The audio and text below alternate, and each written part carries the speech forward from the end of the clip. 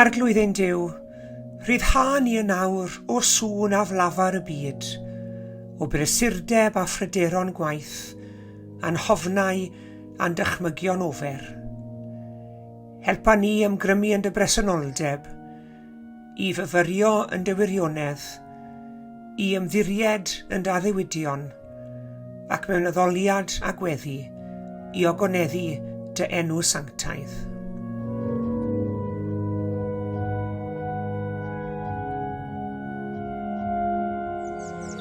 Bore da iawn i chi gyd a chroeso cynnes iawn i chi i'r oedfa ddigidol yr wythnos hon. Mae'n hyfryd i gael eich cwmni chi. Diolch yn fawr iawn i chi gyd am ymuno ni. Chroeso cynnes iawn.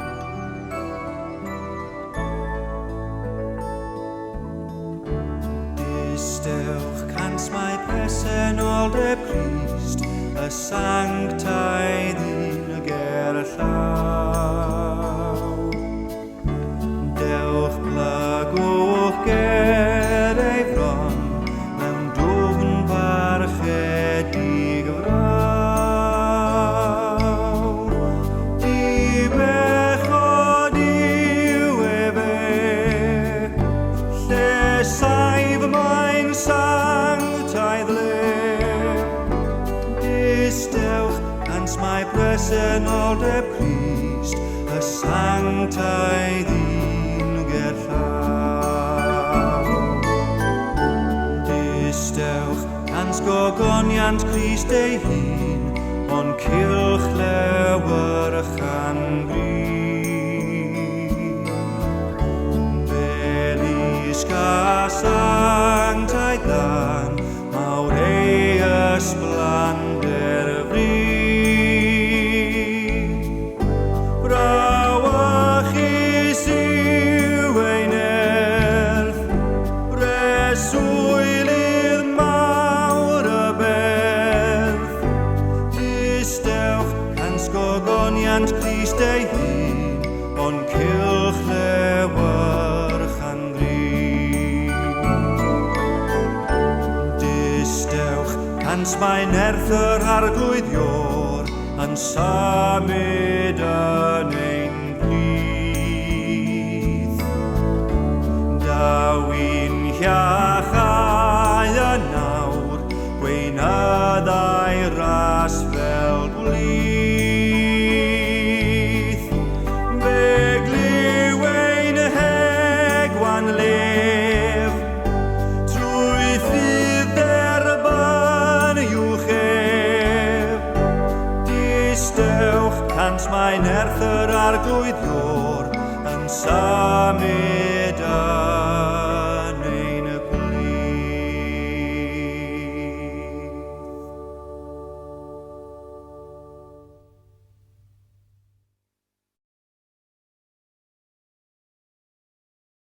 Aeth Iesu yn ôl i Galilea yn llawn o nerth yr ysbryd, ac aeth y sôn amdano'r led drwy'r ardal gyfan. Roedd e'n dysgu yn y synagogau ac yn cael ei ganmol gan bawb. A daeth i Nazareth a mynd i'r synagog ar y saboth fel yr oedd yn arfer i'w wneud. Safodd ar ei drad i ddarllen yr ysgrifau sanctaidd. Sgrôl proffwydoliaeth Eseia gafodd ei roi iddo, a dyma fe'n ei hagor, a dod o hyd i'r darn sy'n dweud, mae ysbryd yr arglwydd arna i, oherwydd mae wedi fyneinio i gyhoeddi newyddion da i bobl dlawd. Mae wedi fanfon i gyhoeddi fydyrhau sy'n gaeth i gael rhyddid, a phobl sy'n ddall i gael ei golwg yn ôl, a rhai sy'n cael ei camdrin i ddianc o afel y gormeswyr, a dweud hefyd fod y flwyddyn i'r arglwydd ddangos i ffafr wedi dod. Ceiodd y sgrôl, a rhoi yn ôl i'r dyn oedd yn arwen yr oedfa yn y synagog, ac yna eisteddodd. Roedd pawb yn y synagog yn syllu arno. Yna dywedodd, mae'r geiriau yma o'r ysgrifau sanctaidd wedi dod yn wir heddi. Roedd pawb yn dweud pethau da amdano, ac yn rhyfeddu at y pethau gwych roedd yn ei ddweud. Onid mab Joseph ydy hwn, medden nhw.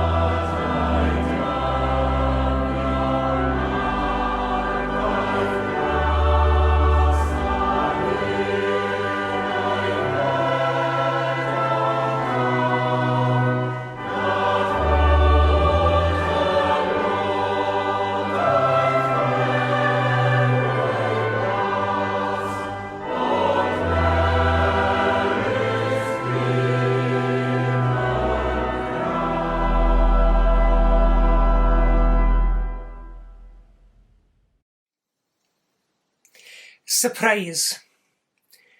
Oedd gan Iesu'r gallu rhyfeddol i roi sypreis i bobl, ond nid pawb oedd yn falch o hynny wrth gwrs.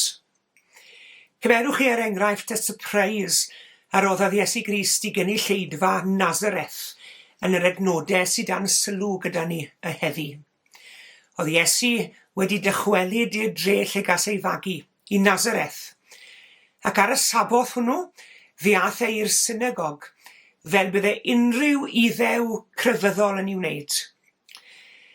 Doedd y synagogau nyddiau Iesu ddim fel arfer yn cyflogi pregethwyr neu athrawon penodedig.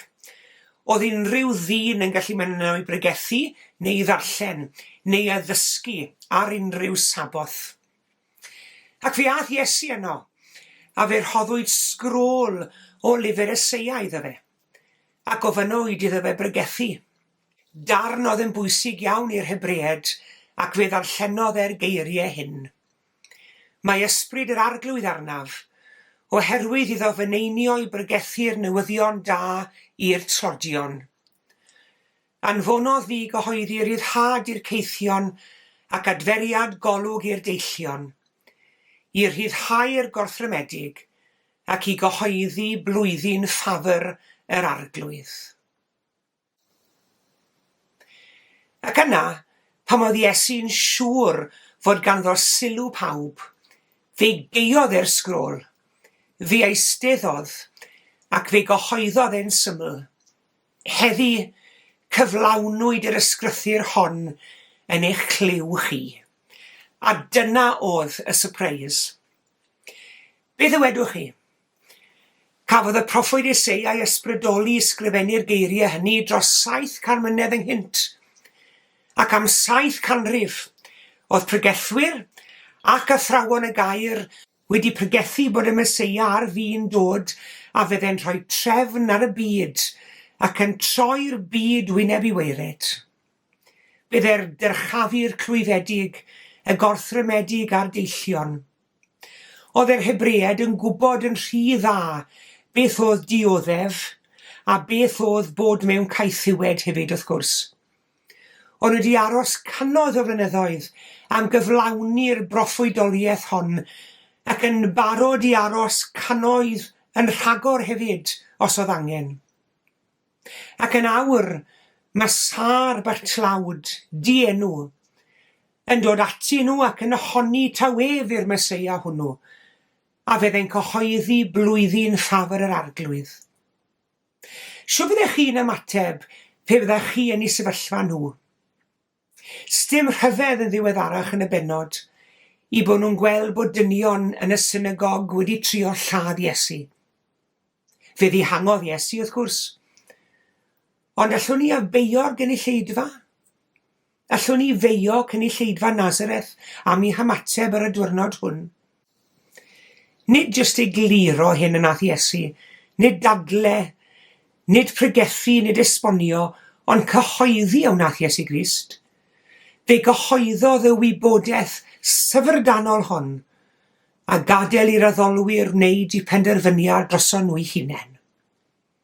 A hyd heddi, os gymrwn ni'r darn hwn o ddifri, mae gyda ni'r un potensial iddo fe chwythu'n meddyliau ni'n hunain hefyd, mae yn fwy o lawer na'n meddyliau ni.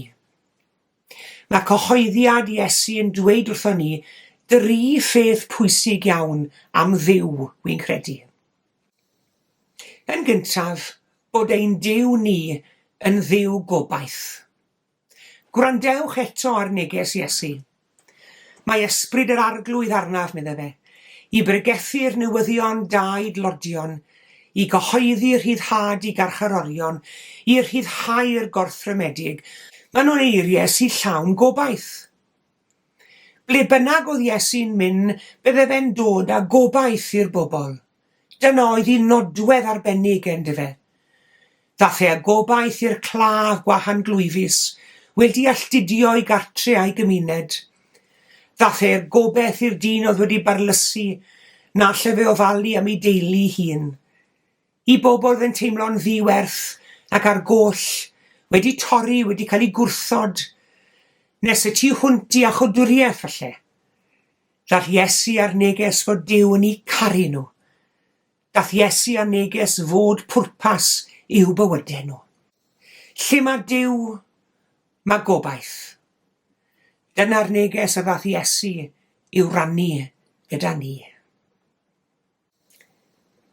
Yn ail wedyn, mae'r ffaith bod Iesu wedi gwneud y cyhoeddiad hwn yn dweud wrthon ni fod Duw yn dduw cyfiawnder. Yn dduw cyfiawnder. Mae rai bobl yn gweithredu ar y dybiaeth syml iawn, sef eich bod chi'n cael yr hyn yr ydych chi'n heiddi yn y bywyd hwn.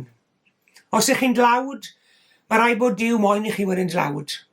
Os ych chi'n sal neu'n anabal, i chi'n cael eich cosbi achos bod chi wedi gwneud rhywbeth yn wrong. Falle hyd yn oed bechodau bywyd blaenorol. Fel yna mae rai'n credu. Ac roedd y gred hon yn bod yn nyddiau Iesu Grist hefyd. Ond dath Iesu droi'r safbwynt hwn wyneb i weired. Fe ath e droi'r feddylryd hon rownd yn llwyr. Fe ddath ei gyhoeddi fod Duw'n caru'r tlodion, fod Duw'n caru'r deillion a'r cleifion a'r gorthrymedig, yn fwy byth oherwydd i cyflwr gostengedig. Sma gwrthod unrhyw un yn rhan o economi Duw. Fe gyhoeddodd e fod cyfoeth ar y ddeiar yn ddiystyr. Trysor yn y nef yw'r hyn y dylen ni geisio amdano. Fe ddangosodd e fod corff iach yn ddiwerth os nad yw'r enaid yn fyw. Fe ddwedodd Iesu gallu rhywun fod yn gorfforol berffaith, ond fe allai fod yn gwbl ddall yn ysbrydol. Yng Nghrist, i ni'n cwrdd â Duw sy'n caru, yn cwrdd â Duw sydd yn dyrchafu rhai y bydd eraill o bosib yn ei dymchwel. Y mae galon e gyda'r rhai sydd yn dioddef. Mae'n gofalu am y rhai sy'n brifo heddi, yr rhai sy'n ddiamadferth, yr rhai sy'n torri calonnau, ac sydd yn gaeth. Mae fe ni'n hachub ni rhag anobaith. Duw y gobaith ydyw'n Duw ni. Duw yw Duw cyfiawnder. Ac yn olaf, mae cyhoeddiad Iesu yn dweutho ni hefyd bod Duw yn dduw rhyddid, bod e'n dduw rhyddid. Nôl y nyddiau Iesu, chwel, mi roedd cathweision yn credu'n wir i bod nhw wedi cael eu geni i fod yn gaethweision. Fod Duw wedi hordeinio nhw i fod yn israddol, ond dangosodd Iesu dro ar ôl tro fod Duw yn dduw rhyddid, nid yn dduw caethiwed.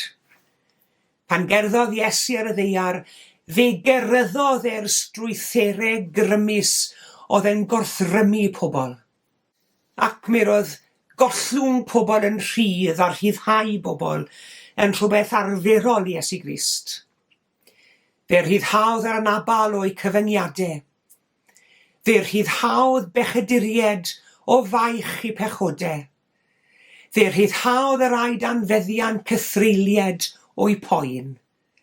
Fe dorodd e gydwyni ofn a dryswch a phryder y mywydau'r rhai a gyffyrddodd ag e.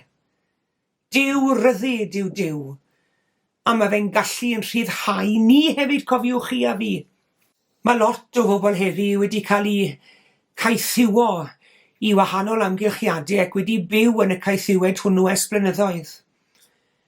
Wedi cael eu caethiwo gan ofid a phryder, a chan orbryder, hunain barch isel, dicter ofn ac euogrwydd. A mae rhai bobl jyst ddim yn gallu deall pan bod pregethwyr yn sôn am lawenydd neu am ganu allan mewn ffydd. Dyw'r rhai jyst ddim yn gallu gwneud hynny. Mae'r rhai yn lwcus, yn teimlo bod yn lwcus iawn jyst i oroesi'r dydd, heb gael ei llethu gan bwysau cadwyni. Ond chi'n gweld ni ddim wedi cael ein creu i fod fel yna. Dim o gwbl. I ni ddim wedi cael ein creu i fod fel yna. Mae'r awdur Cristnogol Oswald Chambers yn ysgrifennu fel hyn. Ysbryd rhyddid yw ysbryd Duw bob amser. Ysbryd caethiwed yw'r ysbryd nad yw o dduw. Ysbryd gormes ac istelder. Ni chreuodd y Duw a wnaeth yr adar eriod gawellau adar. Dynion sy'n gwneud cewyll. Ac ar ôl peth amser, I ni'n mynd yn gyfyng ac yn methu gwneud dim ond canu a sefyll ar un goes. Pan ewn ni allan I fywyd rhydd mawr Duw, I ni'n darganfod mai dyna'r ffordd yr oedd Duw yn bwriadu I ni fyw. Rhyddid, gogoneddus, plant Duw. Ysbryd rhyddid yw ysbryd Duw bob amser. Dyna beth mae Duw moyn. Mae Duw yn dduw gobaith, mae e'n dduw cyfiawnder, a mae e'n dduw sydd yn wneud a rhyddid hefyd. Ac mi roedd un Sypreis, cofiwch, I wrandawyr Iesu yn y synagog y diwrnod hwnnw dros 2000 a fwy o flynyddoedd yn ôl, ac os ydy ni yn meddwl o ddifri amdano fe, mae e'n Sypreis I ni heddi hefyd yn dyw e. Daeth Iesu rannu'r newyddion da, fod Duw yn poeni am ein hanobaith ni, bod Duw yn poeni am ein caethiwed ni ac am ein gormes ni. Mae e'n becso amdano ni. Ar rhyw ddydd, bydd Crist yn dychwelyd I sefydlu teyrnas dragwyddol, lle nad yw'r pethau hyn yn bodoli mwyach, ond I ni aros yn agos at Dduw, ac yn myddiried yn bywydau yn llwyr iddo fe. Amen.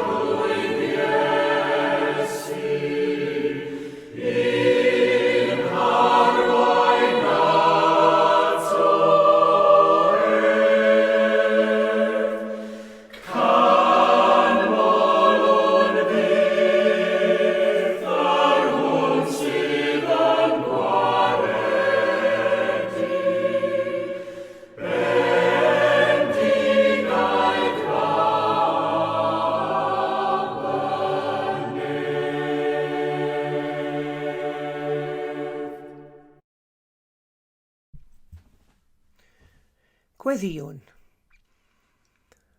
O Dduw ein tad, a thad ein harglwydd a'n gwaredwr Iesu Grist. Edrych arno ni nawr o Dduw wrth I ni ymdywelu gyda fron di mewn gweddi. Arglwydd Dduw ein rhyddhawr, Fe ddest ti ato ni yn dy fab Iesu Grist, gan fi'n heibio i bob pellter sy'n ryngo ni, i ddod yn newyddion da i glodion, i gyhoeddi rhyddhad i garcharorion, ac i gynnig gobaith i'r gorthrymedig. Diolch i ti am rym ac addewid yr efengil, a gweddiwn arnat ein harwen i'r rhyddid sy'n eiddo i ni yng Nghrist Iesu. Rhyddid o afel ein beiau i gyd, ein meddyliau, a'n gweithredoedd, a'n dymuniadau hunanol. Rhyddid o afel ein hofnau, yr ofnau hynny sydd yn ein caethiwo mewn anobaith, ac yn ein dallu o leini dy gariad. Rhyddhad oddi wrth ein hamheuon, sydd yn ein pellhau oddi wrtho ti. Rhyddhad o afel ein gofidiau, a problemau a'r penderfyniadau dyrru sy'n i ni chwynebu ac sydd yn ein blino ni. Rhyddhad hefyd o afel ein difaterwch, ein bodlonrwydd ar bethau fel maen nhw, ein methiant ti ymysgwyd o'r syrthni a'n diffyg sel, ein harafwch i ymateb i thalwadau arno ni. Arglwydd, i ni amwyddio heddi dros bawb sydd yn dioddef caethiwed o unrhyw fath. Y rhai sydd wedi caethiwo gan lesgedd, a fiechyd blu neu amgylchiadau anodd, gan waith diflas ac anymunol, gan gynni diweithdra a methiant, y rhai sydd mewn carchar ac wedi dwy'n gwarth arnyn nhw hunain a'u teuluoedd, y rhai sy'n gaeth i gyffuriau, i chwantau ac arferion hunan ddinistriol, i ddiffygion i natur i hunain, i'r rhai sydd wedi carcharu am ei safiad dros gyfiawnder a thegwch, am ei ffydd a'i tystiolaeth Cristnogol, am ei hymdrechion dros hawliau dynol, y rhai sy'n gaeth i drefn economaidd anghyfiawn ac yn dioddef newyn a thlodi, lleiafrif a chenhedloedd bychain, yn gaeth i rym a gormes pwerau mawr. Arglwydd, tywys nhw a ninnau i ryddid a gogoniant plant Duw, a chadw ni rhag pob caethiwed, yn enw Iesu Grist ein harglwydd. Yn dysgodd ni i weddio gyda'n gilydd trwy ddweud, ein tad yr hwnnwyt yn y nefoedd, sancteiddi'r dy enw, deled y deyrnas, cwnele'r dy ewyllus, megis yn y nef, felly ar y ddeiar hefyd. Dyro i ni heddiw ein bara beunyddiol, a madda i ni ein dyledion, fel y meddyw nina i'n dyledwyr. Ac nac arwai ni brofedigaeth, eithi'r gwared ni rhag drwg, can i seiddo ti o'r deyrnas, a'r nerth a'r gogoniant, yn oes oesoedd. Amen.